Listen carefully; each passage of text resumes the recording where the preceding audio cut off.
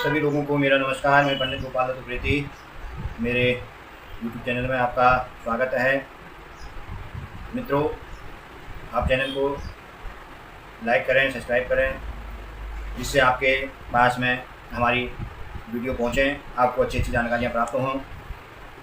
जैसे कल अनंत चतुर्दशी है और अनंत चतुर्दशी के दिन ही कदली व्रत भी किया जाता है। कदली व्रत का विधान क्या है, कदली व्रत कैसे करना चाहिए, इसके बारे में आपको बताते हैं।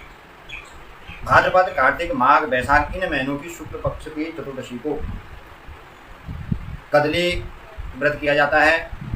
इस दिन जो है कदली वृक्ष को लगाया जाता है।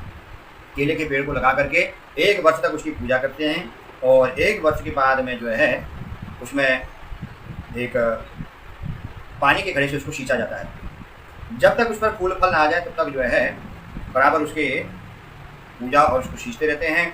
और पहले पूरब उत्तर की ओर अगर फल फूल अच्छा लगता है तो अच्छा शुभ माना जाता है। दूसरा दक्षिण या पश्चिम की ओर आए उसमें पहले फल फूल तो हानि का कारक माना जाता है। ये केलाओं के फल के फूलने के लक्षण है।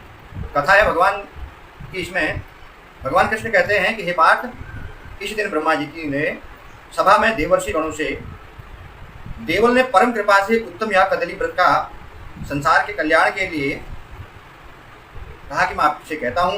इससे पहले स्वर्ग में देव, गंधर्व, किन्नर, अप्सरा और देव कन्या इसकी पूजा की और संसार के असारता के लिए जान करके कदली नंदन से स्थित हुई स्त्रियों को चाहिए कि भाद्रपद शुक्ल पक्षा की चतुर्दशी के दिन अनेकों भांति फलों के अर्घ्य देना चाहिए। विरूढ़ सप्त धान्य, दीपों की पंक्ति, रक्त चंदन, दधि, दुर्वा, अक्षत वस्त्र, घी का दीपक, नैवेद्य, जाति फल, कुंती फल, कदली फलों से अर्घ्य देना चाहिए। उस दिन सुयोग स्त्रियों इन चीज़ों को देना भी चाहिए। जो अच्छी सुयोग स्त्रियाँ हों उनको इन चीज़ों का दान भी करना चाहिए। जिस मंत्र से अर्घ्य दिया जाता है उस मंत्र को कहता हूँ, हे कदली, कंदलों से तुझे याद करता हूँ, तू इच्छाओं को पूरा करने वाली है। हे देवी, तेरे लिए नमस्कार है। शरीर अयोग्य और लावण्य दे। हे राजन, जो इस प्रकार भक्ति के साथ रंभा का पूजन करता है, चाहे वह स्त्री या पुरुष, सन्यासी, चारों वर्णों का कोई भी, उसके कुल में कोई भी व्यभिचारिणी नहीं होता। एवं दुर्गति, दुर्भगा, स्वविचरणी, पापाचरणी, विलासनी, वृषली, पुनर्भु, गणिका, फेरावारा, छल के कामों के करने वाले, दुष्टा, भर्ता के व्रत से विचलित ये कभी भी नहीं होते। सौभाग्य और सौख्य से संपन्न, पुत्र पौत्रों की शोभा, आयु और कीर्ति वाला होकर के 100 वर्ष तक जीते हैं। यह व्रत ब्रह्मलोक में गायत्री ने, कैलाश पर गौरी ने, नंदन वन में कुलीन में, सप्त श्वेत द्वीप पर लक्ष्मी ने, भूमंडल पर राधा ने और दारुवन में अरुंधति ने, मेरु पर्वत में स्वाहा ने, चित्रकूट पर सीता ने, हिमालय पर वेदवती ने और भानुमति ने हस्तिनापुर में किया था। भाद्रपद शुक्ला चौदश के दिन जो इस व्रत को करते हैं वो कभी दुख से अभिभूत नहीं होते। जिसमें सुंदर केले के जो वृक्ष फूट रहे हों, ऐसे मनोह की कदली को जो कुसुम, अक्षत, धूप और दीप से पूजन करते हैं, उनके घर में कभी स्त्रियां विधवा, कुरूपा और दुष्चरित्रा नहीं होती। यह श्री भविष्य पुराण का कहा हुआ कदली व्रत पूरा हुआ। भविष्य पुराण में इस प्रकार कदली व्रत का विधान बताया। अब गुजरातियों के आचार से होने वाला कदली व्रत जो गुजरात इत्यादि में किया जाता है, कार्तिक की, माघ की, बैसाख में ये होता है 3 महीने में कभी। उसमें केले का पूजन सबसे पहले मास में, पक्ष में आदि का उल्लेख करके करना चाहिए। अपने सब पापों को नष्ट करके सिद्ध भविष्य पुराण का आपको वर्णन बता दिया। आपको भविष्य पुराण के अंतर्गत जो कदली व्रत का विधान है मैंने बताया। अब जो गुजरात में जो किया जाता है कदली व्रत, उसको मैं आपको बताता हूँ। जो गुजरातियों में करने वाला है, कार्तिक में, माघ में या बैसाख में होता है। उसमें केले का पूजन सबसे पहले मास, पक्ष आदि का उल्लेख करके करना चाहिए। अपने सब पापों को नष्ट करने के सिद्ध पुरुष, पौत्र, अवैधव्य चाहते हुए भोग और धन धान्य की प्राप्ति के लिए उमा तथा महेश्वर सहित कदली का पूजन मैं करता हूँ। हे सौभाग्य फल के देने वाले कदली देवी, आज मुझे अवश्य ही रूप, जय और यश दें। हे महेश्वरी देवी, शिव जी के साथ आज मेरी की हुई पूजा ग्रहण करके मुझ पर कृपा करके इनसे आवाहन और कार्त स्वरूपमयी उनसे आसन दुर्वा अक्षतादि भी इस मंत्र से पाद्य अर्घ पात्र और मंत्रों से अर्घ कर्पूर रोली अवश्य आचमन गंगादि सब तीर्थें का स्नान। हे रंभे, जैसे तेरी शाखा आदि बढ़ती है ऐसे ही हे पार्वती की प्यारी, इस पानी के लगाने से मुझे भी बड़ा इससे चेतन व कुमकुम से भीता हुआ दिव्य सफ़ेद वस्त्र है।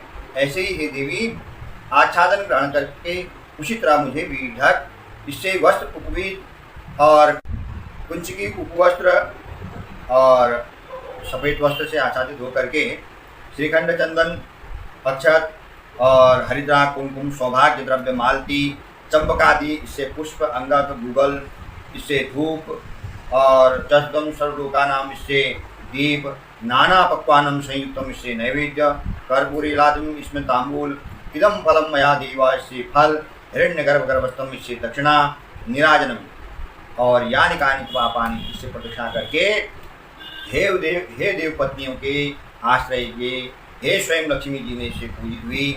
हे देवी, तेरे लिए नमस्कार है, मुझे सौभाग्य आरोग्य और आयु दे। इससे नमस्कार करके तू सतियों कामों को देने वाले, मेरे कामों को पूरा करके इससे प्रार्थना है। हे कदली, तुम कामों को देने वाली, मेघा के लिए नमस्कार है, सब सौख्य को देने वाली तुम भूमिसारा रंभा के लिए नमस्कार है। हे कदली, जैसे जैसे तेरा फूल फूटते हैं उसी तरह से मेरे मनोरथ बढ़ते रहें, इससे कदली का दान समर्पण करना चाहिए। पूजन में जहाँ जहाँ अब जो समर्पण मतलब जो भी चढ़ाया है, अब इसमें कथा आती है। कथा है कि युधिष्ठिर जी बोले कि हे कृष्ण, ये सब विद्याओं को जानने वाले, हे महाभाव, हे अनाथों के नाथ, हे विश्वात्मन, हे दीनों के दैन्यों के मिटाने वाले, आप ही हमारे एक बंधु एवं सखा हो। हम आपके रखाए हुए निर्भय बीत रहे हैं। मैं कुछ पूछना चाहता हूँ, कृपा करके बताएं, जिसे कोई नहीं जानता एवं जिसके किए से बड़ा भारी फल होता है, जो सौभाग्य आरोग्यता को दाता, धन धान्य अन्न आच्छादन और पुत्रों को बढ़ाने वाला है। श्री तो उनमें निवास करती है, संसार उसमें बड़ा कल्याण। हे भगवान, उसे मुझे बता दीजिए।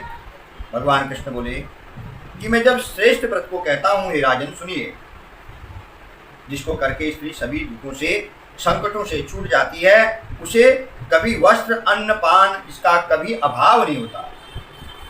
पहले मेरी प्यारी रुक्मिणी मेरे पास रहस्य में मेरा अभिवादन करके सब कामों को प्राप्ति के लिए मुझसे बोली, हे देव, मुझे जन्म जन्म में सौभाग्य कैसे मिले। हे प्रभु, सपत्नियों के श्री को देख करके मुझे ईर्षा होती है। प्यारी के ऐसे वचन सुन करके मुझसे बोले कि सौभाग्य की प्राप्ति के लिए रंभा व्रत अच्छा होता है, उसे करिए। उस व्रत के करने से आपको सौभाग्य प्राप्त होगा। यह सुनकर के देवी रुक्मिणी भगवान कहते हैं कि मुझसे बोली कि हे रंभा, वो रंभा व्रत कैसा होता है, उसकी क्या विधि है, कैसे पूजन होता है, पहले किसने किया, मृत्यु लोक में किसने प्रकाशित किया। रुक्मिणी के वचन सुनकर के मैं फिर बोला कि मैं रंभा व्रत की विधि कहता हूँ, आप मेरी कथा को यथावत सुने। गौचर्म मात्र, गौचर्म बोला गया है कि एक सांड के साथ में जहाँ 100 गायें आराम से बैठ, भूमि लिप करके सर्वतो भद्र मंडल नील पीत काला धौला इत्यादि 5 रंगों से बनाएं। ब्रह्मादि देवताओं को सर्वतो भद्र मंडल पर स्थापित करके पूजें। विधि पूर्वक स्थापित किए हुए कलश स्थापित करें, उस पर विधि पूर्वक अच्छा बाँस का पटल रखें, उस पर मूल मंत्र से उमा महेश्वर का पूजन करें अथवा स्वस्तिक बना करके अष्टदल पद्म काढ़ करके अच्छी और साबित जो सुंदर पत्तों का जड़ समेत केले का जो है स्थापित करें पेड़ को वहाँ पर, और विधि पूर्वक पूजन करें। एकाग्र चित्त हो, उसमें उत्तम पानी से उसे सींचें और फिर यथारंभ में यहाँ से भक्त्यम यहाँ तक कि बोले कि इस प्रकार भक्ति भाव के साथ विधि पूर्वक पूजन करके गाने बजाने आदि के साथ रात में जागरण करके इस प्रकार जो स्त्रियां इस व्रत को करती हैं वो अनेक प्रकार के भोगों को भोग करके सौभाग्य को प्राप्त होती हैं। इस कारण हे रुक्मिणी विधान के साथ उस व्रत को और उस फल को पा जाओगे। रुक्मिणी ने भगवान कृष्ण से सुन करके उत्तम व्रत किया और इसी व्रत के प्रभाव से वह मन चाहे कामों को पा गई।